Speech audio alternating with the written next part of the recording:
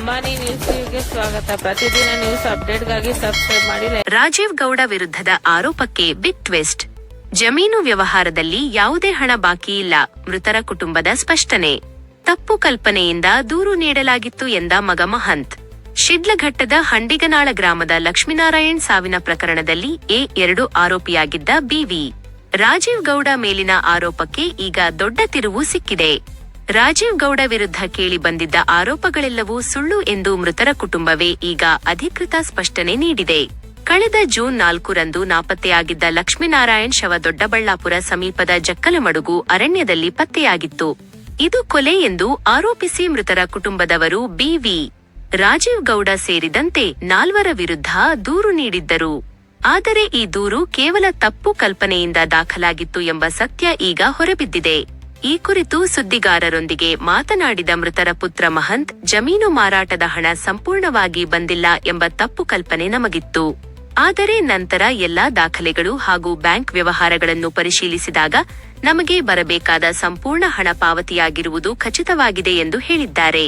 ಮಹಂತ್ ನೀಡಿರುವ ಮಾಹಿತಿ ಪ್ರಕಾರ ಅವರು ಜಮೀನನ್ನು ಮಾರಾಟ ಮಾಡಿದ್ದು ರಾಜಕುಮಾರ್ ಅವರಿಗೆ. ಅವರಿಂದ ಸಂಪೂರ್ಣ ಹಣ ಕೈಸೇರಿದೆ. ಆ ಬಳಿಕ ರಾಜಕುಮಾರ್ ಅವರಿಂದ ರಾಜೀವ್ ಗೌಡ ಜಮೀನು ಖರೀದಿಸಿದ್ದು ಅದು ಅವರ ವೈಯಕ್ತಿಕ ವ್ಯವಹಾರವಾಗಿದೆ. ಇದರಲ್ಲಿ ಯಾವುದೇ ಹಣದ ಬಾಕಿ ಉಳಿದಿಲ್ಲ ಎಂದು ಕುಟುಂಬ ಸ್ಪಷ್ಟಪಡಿಸಿದೆ. ಮತ್ತೊಂದೆಡೆ ಜಮೀನು ಖರೀದಿಸಿದ್ದ ರಾಜಕುಮಾರ್ ಕೂಡ ಪ್ರತಿಕ್ರಿಯಿಸಿದ್ದು, ವ್ಯವಹಾರದಲ್ಲಿ ಯಾವುದೇ ಹಣ ಬಾಕಿ ಇಲ್ಲ. ಈ ಪ್ರಕರಣದಲ್ಲಿ ರಾಜೀವ್ ಗೌಡರ ಹೆಸರು ಹೇಗೆ ಬಂತು ಎಂಬುದೇ ತಮಗೆ ತಿಳಿಯುತ್ತಿಲ್ಲ ಎಂದಿದ್ದಾರೆ. ಒಟ್ಟಿನಲ್ಲಿ ಹಣಕಾಸಿನ ಬಾಕಿ ಇಲ್ಲ ಎಂದು ಕುಟುಂಬವೇ ಗ್ರೀನ್ ಸಿಗ್ನಲ್ ನೀಡಿರುವುದರಿಂದ ರಾಜೀವ್ ಗೌಡ ವಿರುದ್ಧದ ಆರೋಪಗಳು ಸಂಪೂರ್ಣ ಆಧಾರರಹಿತ ಎಂಬುದು ಸಾಬೀತಾದಂತಾಗಿದೆ. ಲಕ್ಷ್ಮೀನಾರಾಯಣ್ ಸಾವು ಪ್ರಕರಣ, ರಾಜೀವ್ ಗೌಡ ನಿರಪರಾಧಿ, ಜಮೀನು ವ್ಯವಹಾರದ ಸಂಪೂರ್ಣ ಹಣ ಪಾವತಿಯಾಗಿದೆ. ಮೃತರ ಪುತ್ರ ಮಹಂತ್ ಸ್ಪಷ್ಟನೆ. ಕಾಣಿಸ್ತಾ ಇದೆ, ಆತ್ಮಹತ್ಯೆ ಅಲ್ಲ, ಅದು ನಮ್ಮ ಅನಿಸಿಕೆ ಪ್ರಕಾರವಾಗಿ ಅದು ಮರ್ಡರ್ ಮಾಡಿ ತಗೊಂಡೋಗಿ ಅಲ್ಲಿ ಮಲಗಿಸಿದ್ದಾರೆ. ಯಾಕಂತಂದ್ರೆ ನೀವು ಸಾವಿರಾರು ಕೇಸುಗಳು ನೋಡಿರ್ತೀರ. ಒಂದು ಬಾಯಲ್ಲಿ ನೊರೆ ಬಂದಿಲ್ಲ, ವಿಷ ಸೇರಿಸಿದ್ರೆ ಆ ವಿಷ ಸೇರಿದಾದ್ಮೇಲೆ ಪ್ರಾಣ ಹೋಗ್ಬೇಕಾದ್ರೆ ಒದ್ದಾಡಿ ಆ ಪ್ರಾಣ ಬಿಡಬೇಕು ಅಂಥ ಪ್ರೂಫ್ಗಳು ಏನೂ ಇಲ್ಲ ಅಲ್ಲಿ. ಯಾಕಂದ್ರೆ ನಾನು ಹೋಗಿದ್ದೆ, ಅವ್ರು ಯಾರು ಅಲ್ಲ, ನಮ್ಮ ಚಿಕ್ಕಪ್ಪ ಮಗನೇ, ನಮ್ಮ ಅಣ್ಣ. ಆಮೇಲೆ 1-2 ಪಾಸ್ ಆಗಬೇಕಾಯ್ತು, ಅದು ಸಹ ಇಲ್ಲ. ಅವನು ನಿದ್ದೆ ಮಾಡೋ ಥರವಾಗಿ ಮಲ್ಕೊಂಡಿರೋದು ಇದೆ. ಮರಣೋತ್ತರ ಪರೀಕ್ಷೆಗೆ ಒಳಪಡಿಸಿಲ್ವಾ ಮೃತದೇಹವನ್ನ? ಮಾಡಿದ್ದಾರೆ, ಅದು ರಿಪೋರ್ಟ್ಗಳು ಬರ್ಬೇಕಲ್ಲ. ಸಾಹೇಬ್ರು ಹೇಳೋದು ಅದೇ, ಇನ್ಸ್ಪೆಕ್ಟರ್ ಸಾಹೇಬ್ರು ಹೇಳೋದು ಅದೇ. ಅದೆಲ್ಲ ಕಾಲಾವಕಾಶ ಇದೆ, 2 ತಿಂಗಳಾಗುತ್ತೆ. ನಾವು ತನಿಖೆ ಮಾಡ್ತೀವಿ, ನಮ್ಗೆ ಕಾಲಾವಕಾಶ ಬೇಕು ಅಂತೀವಿ. ಎಲ್ಲ ದಿಕ್ಕಿನಲ್ಲೂ ಸಮಗ್ರ ತನಿಖೆ ಮಾಡ್ತೀವಿ, ನ್ಯಾಯ ಕೊಡಿಸ್ತೀವಿ ಅಂತ ನೀವು FIR ಏನು ದಾಖಲೆ ಮಾಡಿದ್ದೀರೋ ಈ ಥರನೇ ನಡೀತು ಅಂತ ಹೇಳಿದ್ದೀರಿ. ಈ ಮಾಹಿತಿ ಎಲ್ಲ ನಿಮಗೆ ಗೊತ್ತಿತ್ತಾ ಇಲ್ಲ ಅಂತ ಹೇಳಿದ್ರೆ ಯಾವ ಥರ ಸರ್ ಅದು?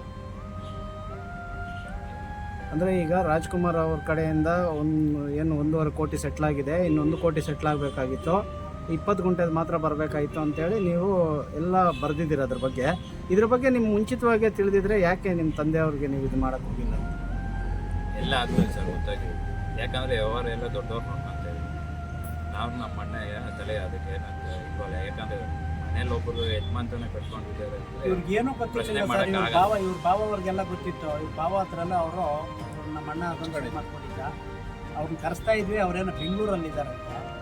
ಅವ್ರು ಇದ್ದಿದ್ರೆ ಎಲ್ಲ ಕರೆಕ್ಟಾದ ಮಾಹಿತಿ ಕೊಟ್ಟಿರೋರು. ಅವರು ಏನು ನಡುತ್ತೋ, ದುಡ್ಡು ಯಾಕೆ ಬಂತು, ಆ ದುಡ್ಡು ಎಲ್ಲಿ ಕಳ್ಕೊಂಡೆ, ಅವ್ರು ಏನು ಧಮಕಿ ಹಾಕಿದ್ದಾರೆ, ಇನ್ನೆಲ್ಲ ವೀಡಿಯೋಗಳಲ್ಲೆಲ್ಲ ಬಂದಿದೆ. ಅದು ಅವ್ರು ಮಾತಾಡಿರೋದು TV-ಗಳೆಲ್ಲ ಬಂದಿದೆ. ಸರ್, ಈಗ ನೀವು ಕೊಟ್ಟಿರೋ ದೂರು ಅಲ್ಲಿಗೆ ಸತ್ಯಕ್ಕೆ ದೂರವಾದದ್ದ, ಸುಳ್ಳು ದೂರ ನೀವು ಕೊಟ್ಟಿರತಕ್ಕಂಥದ್ದು? ಗೊತ್ತಿಲ್ದಿರ ರಾಜೀವ್ ಗೌಡ್ರ ಮೇಲೆ ಕೊಟ್ಟಿದ್ದಾರೆ. ಈಗ ಅವ್ರ ಮೇಲೆ ಸುಳ್ಳು ದೂರು ಕೊಟ್ಟಿರೋದ್ರಿಂದ ಅವ್ರ ಇಮೇಜ್ ಎಲ್ಲ ಡ್ಯಾಮೇಜ್ ಆಯ್ತಲ್ಲ ಸರ್. ಈಗ ಮಾಧ್ಯಮಗಳಲ್ಲೆಲ್ಲ ಬಂತು, ಈಗ ಅವ್ರ ಇಮೇಜ್ ಎಲ್ಲ ಡ್ಯಾಮೇಜ್ ಆಯಿತು. ಅದನ್ನ ಯಾವ ಥರ ನೀವು ಇದು ಮಾಡ್ತಿರ್ತೀರಿ ಅಂತ? ಅದು ತಪ್ಪಾಗಿದೆ. ನಮ್ಮ ಹುಡುಗನಿಂದ ಮಾಹಿತಿ ಕೊರತೆ ಆಗಿ, ತಿಳುವಳಿಕೆ ಇಲ್ದಿರ ಆ ಥರ ಪಟ್ಟು ಅವ್ರ ಮೇಲೆ ಒಂದು ದೂರು ಕೊಟ್ಟಿದ್ದಾರೆ. ಆಮೇಲೆ ಅದು ಮನವರಿಕೆ ಆಗಿ ಭಾಳಷ್ಟು ಜನ ಮಾಧ್ಯಮಗಳವರು 3 ದಿನದಿಂದ ಬರ್ತಾನೆ ಇದ್ದಾರೆ. ಅವ್ರ ಬಗ್ಗೆ ಇಲ್ಲಿ ಏನು ಮೀಡಿಯಾ ಆಗಲಿ ಅದ್ರ ಬಗ್ಗೆ ಅವ್ರ ಬಗ್ಗೆ ಯಾರು ಮಾತಾಡಿಲ್ಲ. ಅದೊಂದು ತಪ್ಪಾಗಿದೆ. ನಮ್ಮ ಕಡೆಯಿಂದ ಕ್ಷಮೆ ಇರಲಿ ಅಂತೇಳಿ ನಾವು ಕೇಳ್ಕೊತಾ ಇದ್ದೀವಿ. ಅಲ್ಲ, ಈ ಕ್ಷಮೆ ಅನ್ನೋದಕ್ಕಿಂತ ಮುಖ್ಯವಾಗಿ ಇಲ್ಲಿ ತಾವು ಹೇಳ್ತಾ ಇದ್ದೀರಾ ಇದು ಕೊಲೆ ಆಗಿದೆ ಅಂತ ಸಂಶಯ ಪಡ್ತಾ ಇದ್ದೀರಾ. ಇಲ್ಲಿ ಮತ್ತೆ FIR ಬೇರೆ ಆಗಿದೆ. ಏನು ಯಾವ ರೀತಿ ಇವಾಗ ದುಡ್ಡಿನ ವ್ಯವಹಾರ ಇರ್ಬೋದು, ಇವೆಲ್ಲ ನಡೆಯೋದೇ ದುಡ್ಡಿನ ವ್ಯವಹಾರದಿಂದ ಅಂತ ಪ್ರತಿಯೊಬ್ಬರಿಗೂ ಗೊತ್ತಿದೆ. ಅಲ್ಲಿಗೆ FIR ಆಗಿದೆ. ಇದನ್ನು ಇವಾಗ ನೀವು ಅದನ್ನು ನಮಗೆ ಗೊತ್ತಿಲ್ಲದೆ ಏನೋ ದಿನಗಳಲ್ಲಿ ನಾವು ಹೇಳಿದ್ದೀವಿ ಅಂತ ನೀವು ಬಾಯಿ ಮಾತಲ್ಲಿ ಹೇಳ್ತಾ ಇದ್ದೀರಾ. ಯಾವ ರೀತಿ ಇದನ್ನು ಸಂಭಾಳಿಸ್ಕೊತೀರಾ ಲಾಸ್ಟಲ್ಲಿ? ಈಗ ಅದನ್ನು ಯಾವ ರೀತಿ ನೀವು ಕಂಪ್ಲೇಂಟ್ ವಾಪಸ್ ತಗೊಳ್ತೀರಾ? FIR ಆಗಿದೆ. FIR ಆಗಿದೆ. ಅವರು ಇನ್ಸ್ಪೆಕ್ಟರ್ ಸಾಹೇಬರು ಕರೆದಾಗ ನಮ್ಮ ಕಡೆಯಿಂದ ತಪ್ಪಾಗಿದೆ, ರಾಜಗೌಡರದ್ದು ಇವತ್ತು ಏನೂ ಪಾತ್ರ ಇಲ್ಲ ಅನ್ನೋದು ನಮ್ಗೆ ಗೊತ್ತಾಯಿತು, ಅವರನ್ನು ಕೈಬಿಡಿ ಅಂತೇಳಿ ಅವ್ರ ಹತ್ರ ಮನವಿ ಮಾಡ್ತಾರೆ. ಸರ್, ಈ ಇನ್ಸಿಡೆಂಟ್ ಆದಮೇಲೆ ರಾಜುಗೌಡ್ರ ಅವ್ರಿಗೆ ನೀವು ಈ ಮಧ್ಯದಲ್ಲಿ ಏನಾದರೂ ಕಾಲ್ ಮಾಡಿ ಇದ್ರ ಬಗ್ಗೆ ತಿಳಿಸಿದ್ರಾ? ನಾನು ನಿಮ್ಗೆ ಏನಾದರೂ ಔಟ್ ಮಾಡಿದ್ರಾ? ಸರ್, ಈಗ ನೀವು ಈಗ ಒಂದು ಸುದ್ದಿಗೋಷ್ಠಿ ಮಾಡ್ತಾ ಇದ್ರಲ್ವಾ, ನಿಮ್ಮ ಮೇಲೆ ಪ್ರೆಷರ್ ತಂದಿದ್ದಾರಾ? ಈ ತರ ಹೇಳಿ ಅಂತ ಹೇಳ್ಬಿಟ್ಟು ಯಾರಾದ್ರೂ ಒತ್ತಡ ಹೇರಿದಾರಾ, ಎದುರಿಸಿದಾರಾ? ಇಚ್ಛೆಯಿಂದ ನಾನು ಹೇಳ್ತಿದ್ದೆ. ನಿಮ್ಮ ಸ್ವಇಚ್ಛೆಯಿಂದ. ಈಗ ದೂರದಾರ ತಾವೇ ಅಲ್ವಾ ಸರ್? ಹೌದು. ಈಗ ರಾಜು ಗೌಡ್ರಿಗೆ ಇದರಲ್ಲಿ ಯಾವುದೇ ಪಾತ್ರ ಇಲ್ವಾ? ಇಲ್ಲ. Sir, thank you. ನಿಮ್ಮ ಹೆಸರು ಹೇಳಿಬಿಟ್ಟು.